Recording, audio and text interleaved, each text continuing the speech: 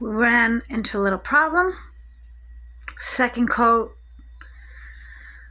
actually was a top coat over the vent, so I don't think I'm going to put any molding on that. I just took off the 2 top coats, sanded it down, and that's where it didn't take. Too oily. However, on this side, no problem.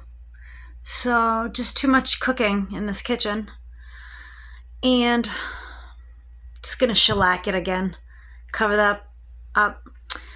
We did put the molding on the bottom.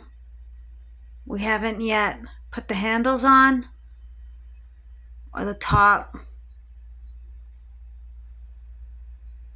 bottom molding.